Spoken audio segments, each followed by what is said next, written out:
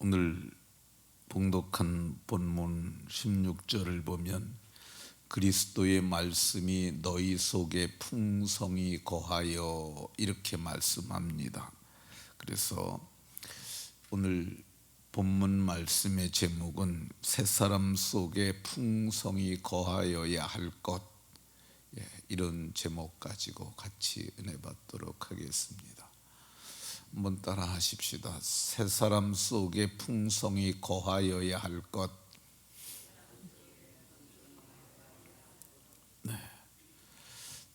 옆 사람과 서로 이렇게 인사하면서 복을 빌어줍니다. 새 사람이 되었으니 그리스도의 말씀이 풍성함으로 피차 가르치고 권면하고 시와 찬송과 신령한 노래를 부릅시다.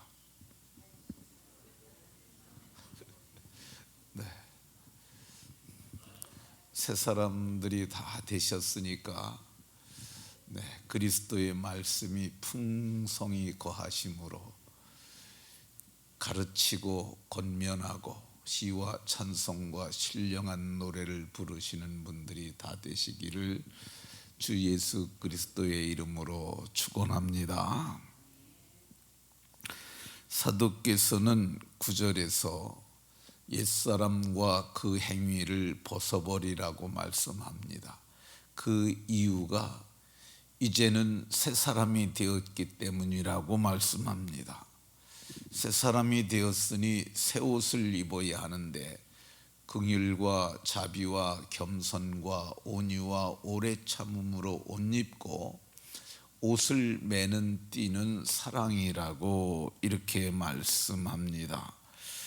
이 새 옷을 입은 새 사람들은 그리스도의 평강이 마음을 주장하게 하여야 하고요, 새 옷을 입은 새 사람 속에는 그리스도의 말씀이 풍성하여야 하며, 그래서 그리스도의 말씀이 풍성히 거함으로 우리가 피차 권면하고 피차 가르치고 피차 권면하고 그리고 찬송하라고 말씀합니다.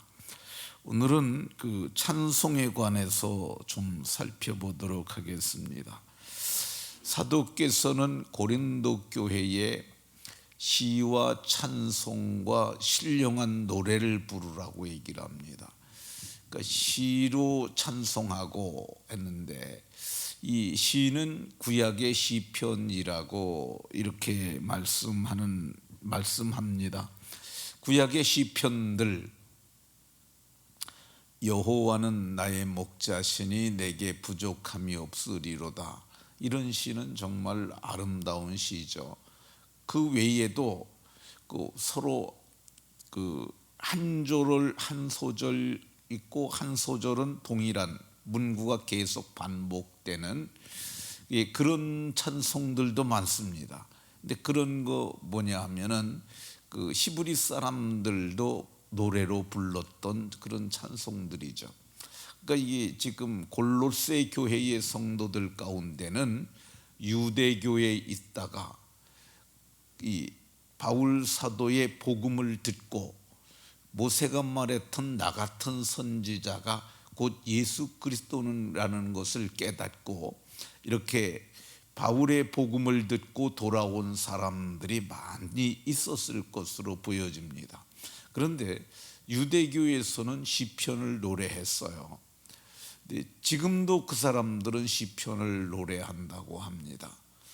그분들은 어떻게 노래했느냐, 우리와 같이 작곡을 해서 곡을 이렇게 했는지도 잘 모르겠지만은, 뭐 제가 거기까지는 잘 모르지만은 저희 신학교 다닐 때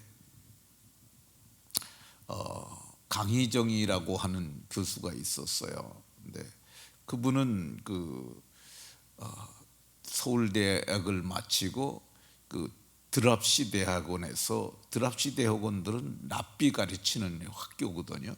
거기서 정식으로 공부한 사람이에요. 그분은 정말 학문이 많은 분인데 우가리고 세기 문자까지 공부를 했던 정말 학문이 많은 사람이셨어요. 근데 그분이 이제 같이 수업을 하면서 시브리어에는 음가가 있는데 그 음가를 따라 읊조리는 것이 그 사람들의 방식이라고 이렇게 얘기를 했어요. 그러니까 우리식으로 얘기하면 뭐 천자문을 읽을 때 천지현황하고 뭐 이런 식으로 하는 그런 패턴이 아니었을까, 이건 제 생각입니다. 어쨌든 음가를 따라서 그분들은 그렇게 읊조리는 걸 했다고 합니다. 또 곡조를 붙여서 이 시편을 가장 많이 쓴 사람은 다윗 왕이잖아요. 근데 다윗 왕도 보면은 이 악기를 다뤘던 것을 볼 수가 있고, 그 성경에도 현악과 퉁소로 뭐 수금과 비파로 이런 그 악기들이 나오는 것으로 봐서 악보가 있는 시편의 노래들이 있었던 것이 맞는 것 같습니다. 그런데 이방 교회에서 시편을 그렇게 노래할 수 있었을까? 그거는 쉽지 않았을 것이라고 봅니다. 시는 구약의 시편들은 낭송도 할 수 있어요.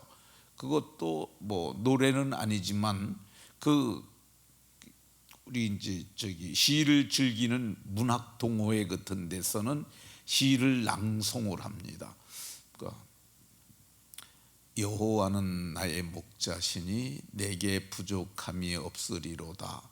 그가 나를 푸른 풀밭에 누이시며 쉴만한 물가로 인도하시는도다. 이런 형태로 그렇게 할 수 있었다는 거죠. 그래서 시편을 노래하는 것, 그거는 좋은 것이라고 저는 생각합니다. 화란의 교회들, 화란의 개혁 교회는 시편을 많이 이제 오늘 우리와 같은 음악 패턴을 가지고 작곡을 해서 노래를 한다고 그래요. 근데 그분들은 찬송을 할 때 앉아서 하지 아니하고 일어서서 한다고 그럽니다. 제가 생각하건대 좀 힘들긴 하지만은 하나님을 경외하는 마음이 예배를 통해서 잘 드러난 예라고 생각이 되어집니다. 우리도 이제 그 여호와는 나의 목자시니 이런 노래를 가지고도 이 곡을 달리해 가지고 애들 노래도 그러잖아요. 여호와는 나의 목자시니 이런 식으로도 하지만은 또 이렇게 장엄하게 그걸 곡을 붙여서 그렇게 하기도 합니다. 그러니까 이 시편을 노래하는 것은 그 시대에도 아주 좋은 찬양이었다고 생각이 되어집니다. 두 번째, 오늘 성경이 얘기하는 것이 시와 찬송과 이렇게 얘기를 합니다. 그러니까 시와 찬송은 그리스도인들에 의해서 작곡되고 작사된 노래들. 우리 오늘 부르는 찬송가들이 예수님 믿는 그리스도인들이 작사하고 작곡한 노래죠. 그러니까 하나님의 은혜를 헤아려서 그 시를 쓸 수 있어요. 그러니까 내게 주신 은혜, 지난 삶을 돌아보면 시편의 다윗도 그러잖아요. 회개하면서 내가 눈물로 침상을 띄우며 자기가 범죄했던 사실을 고백하고 그래도 하나님이 내게 은혜 베푸셨다는 그런 거잖아요. 근데 마찬가지로 우리도 그런 노래를 부를 수 있습니다. 그래서 그거를 곡을 붙인 거, 이런 오늘 부른 찬송도 역시 마찬가지죠. 모든 찬송이 다 그러합니다. 그러니까 이런 것들을 찬송이라고 표현을 했고, 요즘에는 복음성가라고 하는 노래들도 있는데 그는 우리가 예배의 적절성 여부를 따지는 거죠. 그러니까 이제 그 복음성가는 시대를 많이 반영한 노래이기 때문에 시대에 음률이 들어 있으니까 그것이 예배의 경건한가 여부를 따지고, 곡이 그리고 예배에 쓰기에 합당한가 여부를 따져서 합당하면은 그것이 이제 복음 합당하면 찬송가로 들어오고, 덜 적절할 경우에는 그냥 우리가 복음성가라고 이렇게 이름해서 부르는데, 이것도 찬송의 장르로 구분할 수 있을 것이라고 생각이 되어집니다. 근데 이런 찬송을 그냥 혼자 부를 수도 있고 공동체가 부를 수도 있죠. 그리고 이제 세 번째 얘기하는 것이 그 신령한 노래입니다. 이 신령한 노래가 뭐냐? 신령한 노래는 즉흥적으로 감동을 따라서 불렀던 노래가 아니었을까, 이렇게들 얘기들을 합니다. 학자들도 그래요. 그러니까 즉흥적으로 부르는데, 그 신령한 노래는 이 방언 찬송과 같은 것들, 방언으로 찬송하는 분들도 꽤 많은 사람들이 있습니다. 그리고 즉흥적으로 부르는데 그 노래가 뭐 이렇게 작곡이 되어 있는 게 아니니까, 옛날에 무곡 찬송이라고, 요즘은 무곡 찬송 부르는 분들이 거의 없는데, 찬송가에 옛날에 이제 곡조를 잘 모르는 분들을 위해서 그냥 글씨를 크게만 써놓은 그런 찬송가들이, 무곡 찬송이 있었어요. 근데 그거는 곡은 뭐 자기 마음대로 갖다 붙이고서 부를 수도 있죠. 근데 그게 사실은 할머니가 혼자서 무곡 찬송 가지고 곡을 마음대로 붙여서 막 부르는 거, 저는 그거 신령한 노래에 쳐줘도 되지 않을까 하는 생각이 듭니다.